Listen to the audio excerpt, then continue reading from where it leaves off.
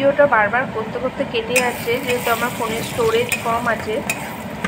তো এই দেখো লাল লাল হয়েছে। একটু ধনে দিয়েছিলাম আর একটু হলুদ দিয়েছিলাম।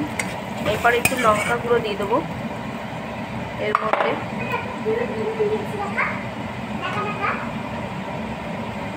একটু লঙ্কা গুঁড়ো বেশি দেবো না, আমার বেবি বেশি ঝাল খেতে পারে না। এই যে মশলাটা এবার লাল লাল হয়ে এসছে, একবার ভালো করে নামিয়ে দিলাম। এর মধ্যে দুটো টমেটোর আমি পেস্ট করে নিয়েছিলাম আগে থেকেই, এর মধ্যে দিয়ে দিলাম। এবার আরও খানিকক্ষণ ঢাকা দিয়ে টমেটোটাকে সিদ্ধ হতে দিতে হবে।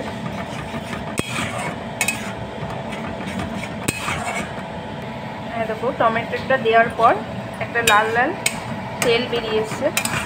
এরপর আমরা আলুর দমটাকে দিয়ে দেবো সিদ্ধ হতে।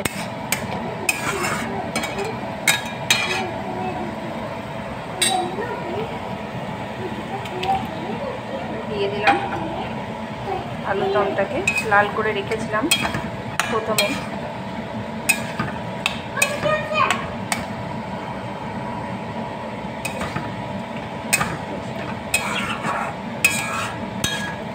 আমি এতদিন ইউটিউবে জয়েন হতে পারিনি, আমার একটা সার্জারি হয়েছিল, গলব্লাডারে স্টোন হয়েছিল, ওই জন্য ইউটিউবে জয়েন হতে পারিনি। আগে থেকেই কষ্ট পাচ্ছিলাম।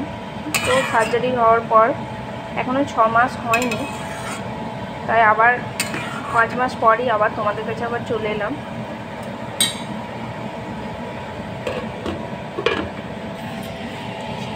ফাইনালি আমাদের আলুর দম রেডি হয়ে এসছে। আর একটু সিদ্ধ হয়ে গেলেই হয়ে যাবে, আর একটু সিদ্ধ হবে। আর এই যে রুটি এদিকে করে নিচ্ছি।